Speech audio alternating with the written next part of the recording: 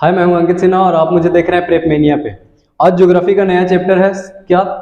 Geography chapter first, resource and development. अभी इस topic में हम समझेंगे रिसोर्सेज के बारे में और उससे होने वाले डेवलपमेंट। रिसोर्सेज के बारे में समझेंगे और रिसोर्सेज से होने वाले डेवलपमेंट और रिसोर्सेज का डेवलपमेंट पढ़ेंगे, दोनों चीजों का। सबसे पहला रिसोर्स से होने वाले जितने भी डेवलपमेंट है उनके बारे में पढ़ेंगे और रिसोर्स का जो डेवलपमेंट होगा उनके बारे में पढ़ेंगे। ठीक है, तो अभी स्टार्ट करते हैं रिसोर्सेज से। रिसोर्स क्या है? एक एग्जांपल लेते हैं रिसोर्स समझने से पहले। वाटर, एक एग्जांपल क्या है? वाटर। ठीक है, अब ये वाटर अगर मेन सोर्स पकड़ा जाए वाटर का तो क्या है? रेन। वाटर का मेन सोर्स क्या है? रेन। तो ये एक एग्जांपल था वाटर।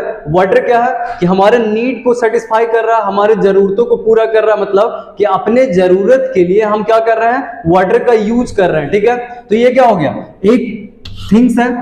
ठीक है, दूसरा क्या है कि ये आ कहां से रहा है, मतलब कि इसका सोर्स क्या है, इसका सोर्स क्या है। तो जो वाटर का मेन सोर्स है वो क्या हो जाएगा? रेन हो जाएगा। वाटर का मेन सोर्स क्या है? रेन। तो ये दोनों में डिफरेंसेस ये है कि जो वाटर है वो हो जाएगा रिसोर्स। वाटर क्या हो जाएगा? रिसोर्स। क्यों? क्योंकि हम इसको यूज कर रहे हैं। हम इसको क्या कर रहे हैं? यूज कर रहे हैं अपने जरूरतों के हिसाब से, और जहां से वाटर आएगा वो क्या हो जाएगा? सोर्स हो जाएगा। तो सबसे पहले इन दोनों चीजों में डिफरेंस करते हैं कि रेन क्या है? वाटर का सोर्स, और वाटर क्या है? कोई थिंग्स है जिसको हम अपने जरूरतों के लिए क्या कर रहे हैं? यूज कर रहे हैं। ठीक है, अगर ये एग्जांपल क्लियर है तो अब आते हैं रिसोर्स के डेफिनेशन पे। क्या बोला? Everything available in our environment which can be used to satisfy our need. ठीक है, इस इन्वायरमेंट में, हमारे सराउंडिंग में, हमारे नेचर में वो सारा चीज, वो सारा थिंग्स, ठीक है, जो हमारे जरूरतों को पूरा कर रहा है, जो हमारे नीड्स को सेटिस्फाई करेगा, उसको क्या बोलेंगे? रिसोर्सेज। जैसे कुछ भी हो सकता है, अगर एयर हमारे जरूरतों को पूरा कर रहा है तो एयर भी क्या है? रिसोर्स है। ठीक, कोल भी अगर हमारे जरूरतों को पूरा कर रहा है तो कोल भी क्या है? रिसोर्स है। और सोर्स क्या होगा कि जहां से ये सारी चीजें आ रहा है, जहां से ये सारी चीजें आ रहा है वो क्या हो जाएगा? सोर्स।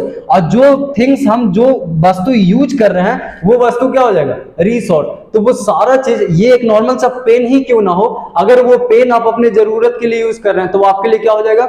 रिसोर्स हो जाएगा। जिस चेयर पे आप बैठे हुए हैं वो अपने जरूरतों के लिए उसको यूज कर रहे हैं तो वो चेयर क्या हो जाएगा? आपके लिए रिसोर्स हो जाएगा। कोई दिक्कत है यहां तक? तो वो सारा वस्तु, एवरीथिंग, हर वो एक चीज जो हमारे इन्वायरमेंट में है और वो हमारे जरूरतों को सेटिस्फाई कर रहा है वो क्या हो जाएगा? रिसोर्स हो जाएगा। इसमें तीन कैटेगरीज और लगता है कि वो रिसोर्सेज तभी कहलाएगा जब वो टेक्नोलॉजिकली एसेसेबल हो, टेक्नोलॉजिकली एसेसेबल हो, इकोनॉमिकली फेसिबल हो और कल्चरली एक्सेप्टेबल हो। अब ये तीनों टर्म क्या है ये समझते हैं।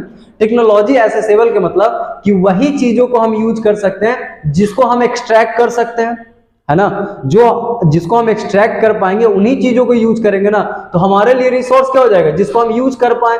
अब जिसको हम यूज ही नहीं कर पा रहे हैं, जिसको हम एक्सट्रैक्ट ही नहीं कर पा रहे हैं, हमारे पास उतना टेक्नोलॉजी ही नहीं है कि हम उसको एक्सट्रैक्ट कर पाए, ठीक है, हम उसको निकाल पाए, तो वो क्या हो जाएगा? हमारे लिए रिसोर्स नहीं होगा। क्यों? क्योंकि हम उसको यूज नहीं कर रहे हैं। तो रिसोर्स वही चीज कहलाएगा जो टेक्नोलॉजिकली एसेसेबल है, जिसको टेक्नोलॉजी के हेल्प से, जिसको निकाला जा सकता है, एक्सट्रैक्ट किया जा सकता है। फिर क्या है? Economically feasible. इकोनॉमिकली फेसिबल का मतलब कि अगर मान के चलते हैं कि कोई एक छोटा सा चीज है, उसको एक्सट्रैक्ट करने में या उसको यूज में लाने के लिए जितना उसको ओरिजिनल वैल्यू है उससे ज्यादा पैसा लग रहा है उस पर, तो वो क्या? उसको रहने देने में फायदा है। अगर मेरे को किसी चीज से कोई एक पर्टिकुलर अमाउंट लेके चलते हैं, जैसे मेरे को किसी चीज से 50 रुपए का फायदा है, कोई सामान अगर मेरे पास रहेगा तो उससे मेरे को 50 का फायदा है, लेकिन वो चीज लाने में 150 का खर्चा आ रहा है, 150 का खर्चा आ रहा है, तो क्या वो लाना सही होगा? नहीं। तो इसका मतलब क्या है कि वो तभी वो हमारे लिए रिसोर्स बनेगा जब वो इकोनॉमिकली क्या है? फेसिबल हो। ठीक है, मान लीजिए टेक्नोलॉजी आ भी गया, उसको एक्सट्रैक्ट भी कर लिए, लेकिन उसको एक्सट्रैक्ट करने का जो खर्चा है वो हमारे जरूरत से ज्यादा है, तो फिर उसको रहने देने में भी फायदा है। तो ये दो टर्म उसके उस पे अप्लाइड होना चाहिए जो चीज हम यूज कर रहे हैं। सबसे पहला क्या कि टेक्नोलॉजिकली एसेसेबल होना चाहिए, दूसरा इकोनॉमिकली फेसिबल होना चाहिए, तीसरा कल्चरली एक्सेप्टेबल। सोसाइटी को ये चीज एक्सेप्ट होना चाहिए, कल्चरल तौर पे वो चीज क्या होना चाहिए? एक्सेप्ट होना चाहिए कि हाँ ये रिसोर्स है, हमारे यूज का है, तभी वो क्या कहलाएगा? रिसोर्सेज कहलाएगा। तो एक बार फिर से अगर इसको देखें हम तो everything available in our surrounding, मतलब हर वो एक चीज हमारे सराउंडिंग का, हमारे इन्वायरमेंट का जो हमारे जरूरतों को पूरा कर रहा है वो क्या हो जाएगा, रिसोर्स हो जाएगा। वो भी कब, जब वो टेक्नोलॉजिकली एसेसेबल हो, मतलब हमारे पास वो कैपेबिलिटी हो कि हम उसको एक्सट्रैक्ट कर सकते हैं, ठीक है। और एक्सट्रैक्ट करने में भी क्या हो, वो इकोनॉमिकली फेसिबल हो, जितना उसका वैल्यू है उतना ही क्या हो, वो उससे ज्यादा अगर उसको निकालने का ये है खर्चा है तो वो फिर रहने देने में ही फायदा है। तीसरा क्या क्राइटेरिया है कि कल्चरली एक्सेप्टेबल होना चाहिए। कोई दिक्कत है यहां तक? तो अभी हम क्या समझे कि जो वस्तु, जो थिंग्स हम यूज कर रहे हैं वो क्या हो जाएगा, रिसोर्स हो जाएगा, और वो जहां से आएगा वो क्या कहलाएगा, सोर्स कहलाएगा, ठीक है। और रिसोर्स यूज करने के बाद भी उन्हीं चीजों को रिसोर्स बोलेंगे जो इन तीनों क्राइटेरिया को फॉलो कर रहा हो। अब इसके बाद क्या है कि interdependence relation between nature, technology and institution. अभी क्या पढ़ के आए कि टेक्नोलॉजिकली एसेसेबल होना चाहिए। तो अब हम देखते हैं कि नेचर, टेक्नोलॉजी और इंस्टीट्यूशन कैसे एक दूसरे से क्या इंटर रिलेटेड है, तीनों का रिलेशन क्या है। तो हम क्या करते हैं, जैसे ह्यूमन बींग्स हैं, अगर कोई चीज, अगर कोई रिसोर्स, मान लीजिए कोल ही निकालना है तो किससे इंटरेक्ट करते हैं, कहां से निकालते हैं, नेचर से निकालते हैं, ठीक। ऐसे समझते हैं सिंपल लैंग्वेज में कि अगर हमको कोल चाहिए, कोल एक रिसोर्स है, तो उसको निकालने के लिए ह्यूमन बींग्स कहां जाएगा, नेचर के पास ही जाएगा, नेचर से ही उसको एक्सट्रैक्ट करेगा। तो अब क्या हुआ कि ह्यूमन बींग नेचर के साथ इंटरेक्ट किया। अब वो खुद से तो निकाल नहीं सकता, हाथ से तो निकालेगा नहीं, तो उसके लिए क्या करना पड़ेगा, उसको प्रॉपर टेक्नोलॉजी चाहिए होगा। उसको क्या चाहिए होगा, प्रॉपर टेक्नोलॉजी। एज एग्जांपल लें कि कोल हमको चाहिए था, ठीक है। कोल एक रिसोर्स है, कोल क्या है, रिसोर्स है। तो इस कोल को एक्सट्रैक्ट करने के लिए ह्यूमन बींग्स कहां जाएगा, नेचर के पास, फिजिकल एनवायरनमेंट के पास, ठीक। अब जब वो फिजिकल एनवायरनमेंट के पास या नेचर के पास उसको एक्सट्रैक्ट करने के लिए जा रहा, तो उसके लिए उसको क्या चाहिए, प्रॉपर टेक्नोलॉजी चाहिए। क्या चाहिए, प्रॉपर टेक्नोलॉजी। अब वो टेक्नोलॉजी क्या करेगा, टेक्नोलॉजी लाने के बाद वो बनाएगा इंस्टीट्यूशन। क्या बनाएगा, इंस्टीट्यूशन, ऑर्गेनाइजेशन, एक ग्रुप बनाएगा जो क्या कर सके, उसकी इकोनॉमिक डेवलपमेंट को और इसका एक्सट्रैक्शन थोड़ा स्पीड अप कर सके। क्या कर सके, स्पीड अप। जैसे अगर हमको पता चला कि 200 किलोमीटर के एरियाज में, 200 स्क्वायर किलोमीटर के एरियाज में क्या कोल है, तो अगर ये बात आपको पता चला तो आप क्या कीजिएगा, टेक्नोलॉजी के साथ ही उस नेचर के साथ इंटरेक्ट कीजिएगा। और अकेले का तो बस का चीज है नहीं, तो उसके लिए क्या चाहिए, इंस्टीट्यूशन चाहिए। क्या चाहिए, इंस्टीट्यूशन, ताकि उस एक्सट्रैक्शन को क्या किया जाए, स्पीड अप किया जाए, ताकि जब स्पीड अप हो तो इकोनॉमिक डेवलपमेंट फास्ट हो। तो अब अगर स्टेटमेंट में देखा जाए तो ये सारा जो इंटर रिलेशन, कोई भी रिसोर्सेज जैसे कोल है तो डायरेक्ट तो यूज नहीं होगा, इसके लिए क्या करना पड़ेगा, प्रोसेस करना पड़ेगा, एक्सट्रैक्शन का, फिर कन्वर्जन का, तब जाके हम वो चीज यूज करेंगे। तो in the process of transformation of things available in our environment, जब किसी चीज को ट्रांसफॉर्म किया जाता है ताकि हम उसको आसानी से क्या कर सके, यूज कर सके, तो उसमें क्या होगा, human being interact with nature. जैसा अभी बताएं, human being interact with nature किसके थ्रू इंटरेक्ट करेगा, टेक्नोलॉजी के थ्रू, क्योंकि हर एक चीज पॉसिबल है नहीं कि वो आप अपने हाथों से ही करें। अगर नेचर के साथ आप इंटरेक्ट कर रहे हैं, लार्ज स्केल पे रिसोर्सेज को एक्सट्रैक्ट कर रहे हैं, तो उसके लिए क्या चाहिए, टेक्नोलॉजी चाहिए। तो human being interact with nature through technology and create institution. अब इंस्टीट्यूशन को का क्या आवश्यकता पड़ता है, क्यों जरूरत पड़ता है, तो वो इसलिए कि जब इंस्टीट्यूशन क्रिएट करेंगे, टेक्नोलॉजी लेके जाएंगे, तो वो क्या होगा, लार्ज स्केल पे उस चीज को हम क्या कर सकते हैं, प्रोसेस कर सकते हैं, ताकि इकोनॉमिक डेवलपमेंट एक्सेलरेट कर पाए। क्या कर पाए, एक्सेलरेट। तो जो इंटरडिपेंडेंस का ये था, प्रॉब्लम था, अब वो कैसे सॉल्व होगा कि ह्यूमन बीइंग्स सिंपल से याद रखते हैं कि अगर किसी रिसोर्सेज को लार्ज स्केल पे एक्सट्रैक्ट करना है, किसी रिसोर्सेज को लार्ज स्केल पे एक्सट्रैक्ट करना है, तो आप क्या कीजिएगा कि नेचर से जब आप इंटरेक्ट कीजिएगा, ह्यूमन बीइंग्स जब नेचर से इंटरेक्ट करेगा उस रिसोर्सेज को एक्सट्रैक्ट करने के लिए, निकालने के लिए, तो किसके थ्रू करेगा, टेक्नोलॉजी के थ्रू करेगा। जब तक उसके पास टेक्नोलॉजी नहीं होगा तब तक वो अच्छे से ना उसको सर्वे कर सकता है, ना उसकी क्वांटिटी को नाप सकता है, ना उसकी क्वालिटी को नाप सकता है, और ना उसको लार्ज स्केल पे एक्सट्रैक्ट कर सकता है। तो वो क्या करेगा, ह्यूमन बीइंग जब भी नेचर से इंटरेक्ट करेगा रिसोर्सेज के लिए, तो किसके थ्रू करेगा, टेक्नोलॉजी के थ्रू करेगा।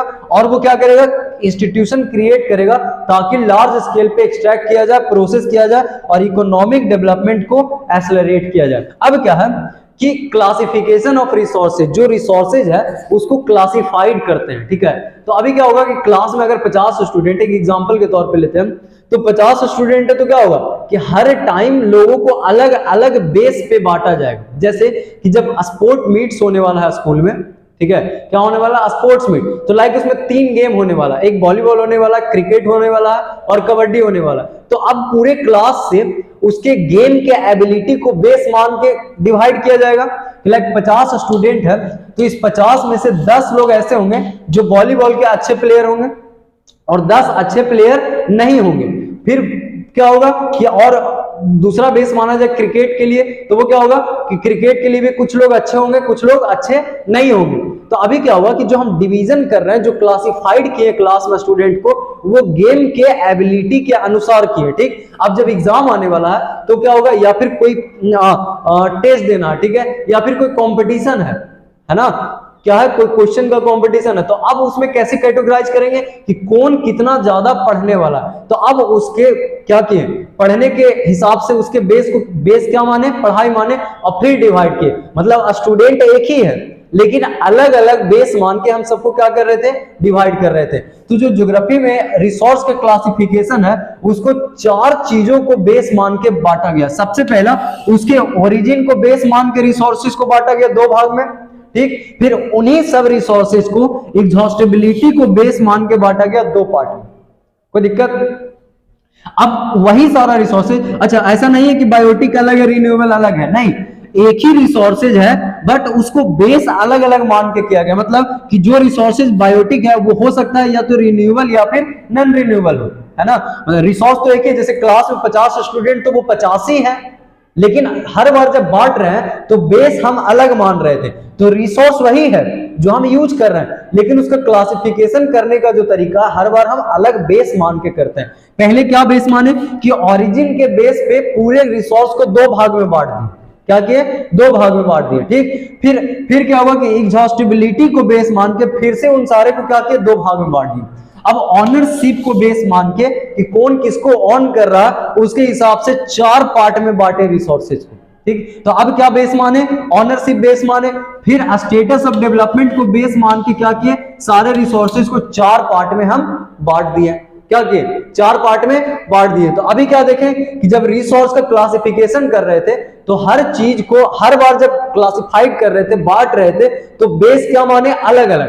तो रिसोर्स को कितने बेस पे बांटा गया, 4 बेस पे। सबसे पहला ओरिजिन, दूसरा एग्जॉस्टिबिलिटी, तीसरा ऑनरशिप और चौथा स्टेटस ऑफ डेवलपमेंट। तो अब हम एक एक करके समझेंगे कि बायोटिक क्या है, अबायोटिक क्या है, और बाकी सारे बेस को भी मान के क्या करेंगे, समझेंगे।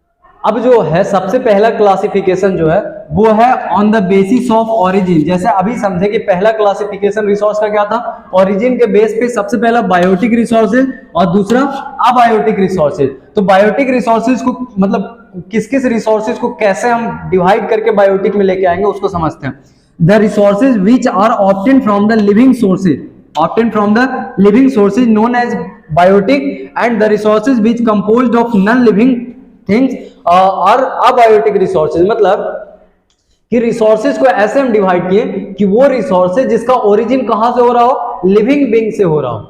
किससे हो रहा हो, लिविंग बीइंग से, उसको बोलेंगे बायोटिक। और वो रिसोर्सेज जिसका क्या है, ओरिजिन नॉन लिविंग थिंग से हो रहा है, उसको क्या बोलेंगे, अबायोटिक। जैसे अगर मेटल्स को माना जाए, जैसे आयरन है, ठीक है, तो आयरन है या फिर रॉक है, रॉक ही मान के चलते हैं। तो जो रॉक्स है इसका क्या, कहीं से भी लिविंग बीइंग से ओरिजिन नहीं है। इसका फॉर्मेशन कहां से होता है, मोल्टेन मैग्मा से। कहां से होता है, मोल्टेन मैग्मा। तो इसका ओरिजिन कहां से, नॉन लिविंग थिंग से। तो वो सारा रिसोर्सेज जिसका ओरिजिन कहां से हो, नॉन लिविंग बीइंग से, वो क्या कहलाएगा, अबायोटिक रिसोर्सेज। जैसे मिनरल्स वो सारा क्या है, अबायोटिक रिसोर्सेज है। क्यों, क्योंकि उसका ओरिजिन कहां से हुआ, नॉन लिविंग थिंग से। और बायोटिक रिसोर्सेज जिसका ओरिजिन कहां से होगा, लिविंग। जैसे ह्यूमन, तो ह्यूमन का ओरिजिन कहां है, लिविंग बीइंग्स है। प्लांट का क्या है, लिविंग बीइंग्स है। एनिमल्स का ओरिजिन क्या है, लिविंग बीइंग्स है।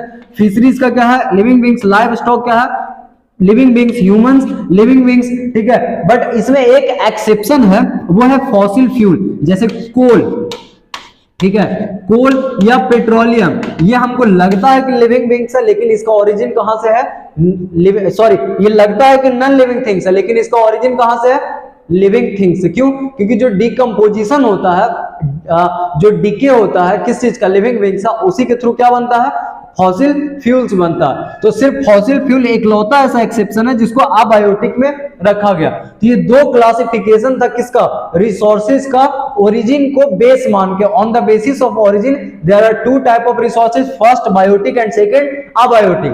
अबायोटिक में क्या हो जाएगा, the resources which are obtain from the living beings, but abiotic resources which are composed of non living thing. Exception क्या हो जाएगा, फॉसिल फ्यूल्स, जो बायोटिक रिसोर्सेज में आएगा। दूसरा जो क्लासिफिकेशन है वो है एग्जॉस्टिबिलिटी के बेस को मान के। किसको बेस मान के, एग्जॉस्टिबिलिटी। एग्जॉस्टिबिलिटी मींस कि उसको कैसे खपत कर रहे हैं हम, कैसे यूज कर रहे हैं, ठीक है, किसको ज्यादा एग्जॉस्ट किया जा सकता है, ठीक है, इस चीजों पे। और रिन्यूएबल नॉन रिन्यूएबल, सबसे पहला जो था वो क्या था, सबसे पहला है रिन्यूएबल रिसोर्सेज और दूसरा है नॉन रिन्यूएबल रिसोर्सेज। एग्जॉस्टिबिलिटी के हिसाब से जो हम उसको यूज कर रहे हैं, जो खपत कर रहे हैं, पहला क्या है, रिन्यूएबल रिसोर्सेज, वो दो कैटेगरीज का इसमें आएगा, ठीक है। कैसे, एग्जॉस्टिबिलिटी के अनुसार एक वैसा जो जिसको एग्जॉस्ट तो कर रहे हैं, क्या कर रहे हैं, एग्जॉस्ट कर रहे हैं, लेकिन वो क्या हो रहा है, रिन्यूड कर जा रहा है फास्ट। क्या हो रहा है, रिन्यूड। जैसे आज इसको खत्म किए तो बहुत कम समय में वो क्या करेगा, रिन्यूड हो जाएगा। और दूसरा क्या है कि वो खत्म ही नहीं होगा, ठीक है, मतलब कि नेवर एग्जॉस्ट, नेवर एग्जॉस्ट। ये दो टाइप का इसमें रिन्यूएबल रिसोर्सेज में दो तरह का, एक वो जो खत्म ही नहीं हो रहा, जैसे सोलर एनर्जी, सोलर एनर्जी खत्म ही नहीं हो रहा, और दूसरा वो जो खत्म तो हो रहा लेकिन फिर से वो क्या हो रहा है, कम टाइम में रिन्यूड हो जा रहा। जैसे प्लांट, जैसे क्या है, प्लांट, प्लांट अगर आज कट किए तो 4 साल 3 साल में वो क्या होगा, रिन्यूड कर जाएगा, है ना, फिर से नया रिप्लेस कर जाएगा उसके जगह पे, अगर कैलकुलेटिवली किया जाए तो ये दो था कि एक जो कभी खत्म ही नहीं हो रहा, कभी एग्जॉस्ट ही नहीं हो रहा, और एक जो एग्जॉस्ट हुआ तो वो कम टाइम में रिन्यूड हो गया। और दूसरा क्या है, नॉन रिन्यूएबल रिसोर्सेज, जो एग्जॉस्ट तो हुआ, ठीक है, लेकिन वो बहुत लंबा समय ले रहा रिन्यू होने के लिए, लंबा समय ले रहा रिन्यूड होने के लिए। तो अब इन तीनों को पर्टिकुलर हम जब समझे तो जो पहला है वो क्या है, पहला है renewable resources, the resources which can be renewed और reproduce easily in short period of time. मतलब कि वो रिसोर्सेज जो कम समय में रिन्यूड हो जाए, रिप्रोड्यूस हो जाए, मतलब अगर वो एग्जॉस्ट हो भी रहा, खत्म हो भी रहा, तो कम समय में वो क्या हो, फिर से वो बन जाए, फिर से वो क्या हो जाए, रिन्यूड हो जाए। तो उस तरीके के रिसोर्सेज को क्या बोलेंगे, रिन्यूएबल रिसोर्सेज बोलेंगे। अब वो रिन्यूड कई तरह से हो सकता है, या तो फिजिकली भी हो जाए, केमिकली हो जाए, या मैकेनिकली। तो वो सारा रिसोर्सेज जो शॉर्ट पीरियड ऑफ टाइम में क्या हो जाए, रिन्यूड हो जाए या रिप्लेस हो जाए, तो वो क्या हो जाएगा, रिन्यूएबल रिसोर्सेज हो जाएगा। अब जो है दूसरा अगर समझे नॉन रिन्यूएबल रिसोर्सेज, तो वो क्या, जस्ट अपोजिट, जो रिन्यूड नहीं होगा, मतलब कि the resources which once consume can not be replaced और take very long geographical time. मतलब कि जिसको हम एक बार यूज कर लिए, जिसको एक बार हम खत्म कर लिए, वो या तो वो दोबारा बन भी नहीं सकता, और नहीं तो अगर वो बनेगा तो बहुत लंबा ज्योग्राफिकल टाइम लेगा। ज्योग्राफिकल टाइम कहने का मतलब कि हमारे हिसाब से टाइम क्या होगा, 2 साल 4 साल 5 साल, लेकिन ज्योग्राफिकल टाइम बोला जाए तो अगर शॉर्ट ज्योग्राफिकल टाइम भी बोल रहा है और ज्योग्राफिकल टाइम बोल रहा है, तो वो हो सकता है 200 साल का टाइमिंग, वो क्या हो, अगर थोड़ा सा दूरी बोल रहा है तो हो सकता है कि वो कई लाख किलोमीटर का दूरी हो। तो ज्योग्राफिकल टाइम कहने का मतलब क्या कि वो 100 200 साल 50 साल 150 साल ऐसे, मतलब लंबा समय ले रहा है उसको फिर से बनाने में, या फिर वो बन ही नहीं रहा, तो वो रिसोर्सेज क्या हो जाएगा, नॉन रिन्यूएबल। जैसे फॉसिल फ्यूल एक बार खत्म हो गया तो हो गया, उसको बनने में लाखों साल लगेगा। नेचुरल गैस, न्यूक्लियर पावर, इन ये सब अगर एक बार यूज हुआ, वंस कंज्यूम हुआ, तो ये क्या हो जाएगा, बनने में मिलियंस ऑफ ईयर ले लेगा, या फिर ये बनेगा ही नहीं। अब अगर ऑनरशिप के बेसिस पे माना जाए, क्या हो जाए, ऑनरशिप के बेसिस पे रिसोर्सेज को क्लासिफाइड किया जाए तो 4 पार्ट में बांटेंगे। सबसे पहला इंडिविजुअल, दूसरा कम्युनिटी ऑन, ठीक है, तीसरा नेशनल रिसोर्सेज, और चौथा इंटरनेशनल रिसोर्सेज। इंडिविजुअल मतलब कोई प्राइवेटली किसी एक पर्सन के द्वारा, ठीक है। कम्युनिटी मतलब एक ग्रुप, एक पर्टिकुलर कम्युनिटी के द्वारा वो ऑन किया जा रहा है, किसी पर्टिकुलर पर्सन के द्वारा नहीं, एक कम्युनिटी के द्वारा। वो कम्युनिटी किसी भी बेस पे हो सकता है। नेशनल जो कंट्री का रिसोर्सेज हो, ठीक। इंटरनेशनल मतलब इंटरनेशनल लेवल पे कहने का मतलब कि सारे कंट्रीज का ही उस पे क्या हो, ये। अब सबसे पहले स्टार्ट करते हैं इंडिविजुअल रिसोर्सेज से। तो वो रिसोर्सेज जो प्राइवेटली किसी इंडिविजुअल मतलब एक पर्टिकुलर पर्सन के द्वारा जो ऑन किया जाएगा वो क्या हो जाएगा, रिसोर्स हो जाएगा। जैसे आपका घर किसके द्वारा ऑन किया जा रहा है, वो किसी न किसी एक पर्सन के नाम से ही रजिस्टर्ड किया गया होगा, आपके पापा के नाम से, मम्मी के नाम से, दादा के नाम से। तो जिनके नाम से रजिस्टर किया गया वो उनका क्या है, प्राइवेट रिसोर्स, इंडिविजुअल रिसोर्सेज है। क्यों? क्योंकि उनपे सिर्फ उन्हीं का अधिकार है। ठीक है, जैसे लैंड, जमीन, फार्मर्स का, हाउस होल्ड थिंग, घर का अगर फ्रिज, रेफ्रिजरेटर, कूलर वगैरह कुछ भी है, घर का सारा सामान, वो किसके द्वारा ऑन किया जा रहा है, आपके द्वारा ऑन किया जा रहा है, तो वो क्या हो जाएगा, इंडिविजुअल रिसोर्सेज। ठीक है। दूसरा कम्युनिटी ओन्ड रिसोर्सेज, वो रिसोर्सेज जिसपे पूरे कम्युनिटी का क्या हो, एक्सेसिबिलिटी हो, मतलब कि वो सब एक्सेस कर सकते हैं जो उस कम्युनिटी से बिलोंग कर रहे हैं। जैसे टेम्पल, अगर मंदिर बना तो वो किसी एक पर्सन के लिए तो नहीं बना, वो पूरे कम्युनिटी के लिए बना। मतलब अगर मंदिर बना है तो हिंदू धर्म से जितने भी लोग बिलोंग कर रहे हैं उन सबका अधिकार है उस टेम्पल पे, वो सब एक्सेसिबल है उस टेम्पल पे। ठीक है। मस्जिद है, ब्यूरियल ग्राउंड है, पब्लिक पार्क है, तो पब्लिक पार्क में क्या है कि ऐसा कोई रिस्ट्रिक्शन नहीं होता कि आप जा सकते हैं और आप नहीं जा सकते, वो पूरे कम्युनिटी के लिए सब जा सकते हैं। ठीक है। तो ये क्या था, एक इंडिविजुअल जो कोई प्राइवेटली कोई पर्सन। ये तीसरा क्या है, नेशनल रिसोर्सेज। तीसरा नेशनल रिसोर्सेज में क्या बोला कि वो सारा resources, all the resources which under the political boundary of the nation known as national resources. जैसे इंडिया का अगर हम मैप देखें तो इंडिया का मैप का जो पॉलिटिकल बाउंड्रीज है, अभी पूरा मैप तो नहीं, नीचे वाला बनाते हैं जो पेनिनसुलर पार्ट है, तो ये क्या है, ये पॉलिटिकल बाउंड्रीज है, इंटरनेशनल बाउंड्रीज है इंडिया का। तो इसके अंदर का जितना भी रिसोर्सेज है वो किसका है, नेशन का है, राष्ट्र का है। ठीक है, वो इंडिया का रिसोर्सेज है। ठीक है, नेशनल रिसोर्सेज है। अब इसके साथ क्या लगता है, ओशियंस लग रहा है, सी लग रहा है, तो सी में किसका हो जाएगा, तो यहां से 12 नॉटिकल माइल तक, कितना, 12 नॉटिकल माइल, 1 नॉटिकल माइल बराबर 1.8522 किलोमीटर होगा। 1.8522 kilometre, 1 nautical mile is equal to, तो यहां से लेके 12 नॉटिकल माइल तक का जो एरिया है वो नेशनल रिसोर्स के अंदर ही आता है। कहां तक आता है, नेशनल रिसोर्स के अंदर।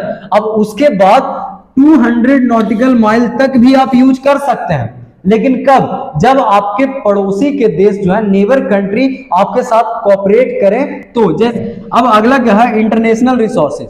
अगला क्या है, इंटरनेशनल रिसोर्सेज। बोला कि बियॉन्ड 200 नॉटिकल माइल, मतलब 200 नॉटिकल माइल के बाद जितना भी एरियाज आता है, जितना भी रिसोर्सेज आता है, वो क्या है, वो है इकोनॉमिक जोन। वो क्या है, एक्सक्लूसिव इकोनॉमिक जोन, जो रेगुलेट कौन करेगा, इंटरनेशनल इंस्टीट्यूशन। ऐसे समझते हैं कि 200 नॉटिकल माइल के बाद जो एरियाज आएगा, जो रिसोर्सेज आएगा, वो हो जाएगा एक्सक्लूसिव इकोनॉमिक जोन, और वो रेगुलेट किया जाएगा इंटरनेशनल इंस्टीट्यूशन के द्वारा। मतलब अब वो क्या हो गया, इंटरनेशनल रिसोर्सेज हो गया। क्या हो गया, इंटरनेशनल रिसोर्सेज। ठीक है। और वो जो एक्सक्लूसिव इकोनॉमिक जोन है वो बिना इसके सपोर्ट के, बिना इसकी मर्जी के आप उसको यूज नहीं कर सकते। No individual country can utilise it without the occurrence of international institution. और कौन है वो institution, united nation convention on the law of sea, UNCLOS, जो 1982 से रेगुलेट कर रहा है इंटरनेशनल रिसोर्सेज को। ये था ऑनरशिप के बेस पे 4 कैटेगरीज ऑफ रिसोर्सेज।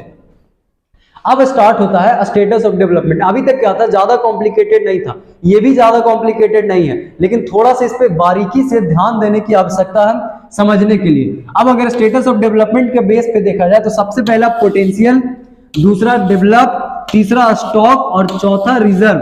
मतलब कि there are 4 categories of resources on the basis of development, status of development. अब एक एक करके अगर देखें तो सबसे पहला जो पोटेंशियल रिसोर्सेज है उसके बारे में क्या होगा, उसका डेफिनेशन कैसे देख सकते हैं, या कौन सा रिसोर्सेज इसमें आएगा, the resources which are found in region but have not been utilised, not been utilised. मतलब क्या है कि वो रिसोर्सेज जो पता है कि वो रिसोर्सेज है, उसके बारे में हम जानते भी हैं, उसको खोजा भी गया, लेकिन जितना उसको यूज करना चाहिए उतना हम यूज नहीं कर पा रहे हैं। जितना उसको यूटिलाइज करना चाहिए उतना यूटिलाइज हम नहीं कर पा रहे, मतलब कि उस ढंग से प्रॉपर टेक्नोलॉजी डेवलप नहीं है कि आप उस लेवल पे उस चीज को क्या कर पाइए, यूज कर पाइए। मतलब जितना हम यूज कर रहे हैं उसका सिर्फ हो सकता है 0.00001% यूज कर रहे हैं, है ना।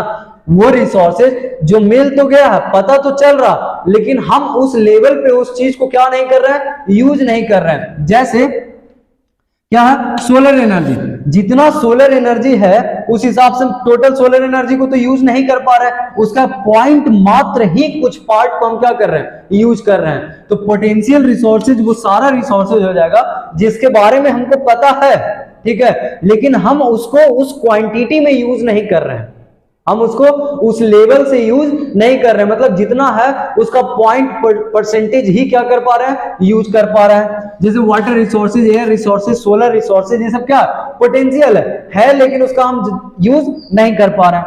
दूसरा क्या है, दूसरा था, एक तो पोटेंशियल हो गया और एक हो गया क्या, डेवलप्ड। एक क्या हो गया, डेवलप रिसोर्सेज, ये गलत लिखाया है, ये हो जाएगा developed resources that have been developed and whose quantity and quality have been defined for the use and are currently being used, ठीक है। वो रिसोर्सेज, ठीक है, डेवलप करने का मतलब क्या है कि वो रिसोर्सेज जिसके बारे में पता भी है, उसके क्वांटिटी के बारे में पता है, उसके क्वालिटी के बारे में पता है, और करेंटली हम उस चीज को उतना लेवल पे यूज भी कर रहे हैं। मतलब कि जितना हमको पता है, जितना उसके बारे में पता चला, उन सबको हम यूज कर रहे हैं, मतलब प्रॉपर डेवलप्ड है। जैसे कोल, तो जितना कोल है हमारे पास प्रॉपर टेक्नोलॉजी भी एक्सट्रैक्ट करने का, ठीक है, हम उसको एक्सट्रैक्ट भी कर रहे हैं, उस लेवल पे यूज भी कर रहे हैं, सब कुछ इसके साथ सही चल रहा है। दोनों में डिफरेंस क्या हुआ कि पोटेंशियल भी पता है और डेवलप्ड भी पता है, लेकिन पोटेंशियल में क्या था कि जितना है उस लेवल पे हम यूज नहीं कर पा रहे हैं, उसका 0% ही हम क्या किए, यूज किए। लेकिन डेवलप में क्या कि जितना है, जिस क्वांटिटी से है उस क्वांटिटी से हम यूज भी कर रहे हैं। अब तीसरा जो रिसोर्सेज है वो है स्टॉक। तीसरा क्या है, स्टॉक। स्टॉक रिसोर्सेज में क्या, the resources that have been surveyed but can not be used due to lack of technology. मतलब कि वो रिसोर्सेज जो पता तो चल गया है भी, लेकिन हमारे पास प्रॉपर टेक्नोलॉजी नहीं है कि उसको यूज कर पाए। जैसे H2O, तो हमको पता है हाइड्रोजन और ऑक्सीजन, उससे सेपरेट किया जा सकता है और दोनों फ्लेमेबल गैस है, दोनों क्या है, फ्लेमेबल। वाटर का कमी नहीं है, 7 ये ओशियन से 5 ओशियंस है, अब उसमें वाटर का अमाउंट कितना होगा। अगर हमारे पास प्रॉपर टेक्नोलॉजी हो जाए तो हम हाइड्रोजन और ऑक्सीजन को सेपरेट कर सकते हैं। ये बात हमको पता है कि सेपरेट हो सकता है, लेकिन हमारे पास टेक्नोलॉजी नहीं है कि उसको क्या कर पाए, यूज कर पाए। तो वो रिसोर्सेज जो सर्वे हो चुका है, पता है, लेकिन टेक्नोलॉजी की कमी की वजह से हम उसको इस्तेमाल नहीं कर पा रहे हैं। चौथा क्या है, reserve resources, the resources that have been surveyed and we can use them with present technology but their use has not been started. जैसे कि वो रिसोर्सेज जिसके बारे में पता है, हमारे पास टेक्नोलॉजी भी है यूज करने के लिए, मतलब हम उसको यूज कर सकते हैं प्रेजेंट टेक्नोलॉजी से, लेकिन अभी भी उसका यूज पूरे तरीके से स्टार्ट नहीं हुआ। तो थोड़ा सा ये मतलब कॉम्प्लिकेटेड है, इसको एक बार फिर से हम समझते हैं। हाँ, इसको ऐसे समझते हैं। सबसे पहला क्या था, सबसे पहला पोटेंशियल, सबसे पहला क्या है, पोटेंशियल, फिर क्या है, डेवलप, फिर क्या है, स्टॉक, और फिर क्या है, रिजर्व। पता चारों है, ठीक है, मतलब नोन है, ये भी नोन है, ये भी नोन है, पता है, और ये भी क्या है, नोन है। कोई दिक्कत यहां तक नहीं। ये क्या है कि हम इसको उस लेवल से यूज नहीं कर पा रहे हैं, use less amount, use less amount, मतलब टेक्नोलॉजी भी है, सब कुछ है, लेकिन हम इसको उस लेवल पे क्या कर रहे हैं, यूज नहीं कर रहे हैं। सोलर एनर्जी, ये क्या है, डेवलप, क्या ये अच्छे ढंग से टेक्नोलॉजी भी है, ठीक है, उसके बाद यूज भी कर रहे हैं, मतलब प्रॉपर सब कुछ चल रहा है। स्टॉक क्या है कि हमारे पास लैक ऑफ टेक्नोलॉजी है, लैक ऑफ टेक्नोलॉजी, ठीक, पता है लेकिन टेक्नोलॉजी नहीं है कि हम उसको यूज कर पाए। रिजर्व में क्या है कि टेक्नोलॉजी है हमारे पास यूज करने के लिए, लेकिन हम उसका यूज स्टार्ट नहीं किए हैं। तो इसके अलावा और कुछ इसमें नहीं है। एक क्या था कि है और ये हम यूज नहीं कर रहे हैं उस लेवल पे जितना है। डेवलप में क्या था कि सब कुछ प्रॉपर चल रहा है, यूज भी कर रहे हैं, सब कुछ पता भी है, इसमें पता है लेकिन टेक्नोलॉजी नहीं, और इसमें पता भी है टेक्नोलॉजी भी है लेकिन यूज स्टार्ट नहीं किया। तो ये क्या था, ये था classification of resources on the basis of, first क्या था ओरिजिन, सेकंड क्या था एग्जॉस्टिबिलिटी, तीसरा क्या था ऑनरशिप, और चौथा on the basis of status of development. तो अभी हम रिसोर्स समझ गए, इंटरडिपेंडेंस समझ गए, क्लासिफिकेशन ऑफ रिसोर्सेज समझ गए। अगले वाले क्लास में हम समझेंगे development of resources, development of resources.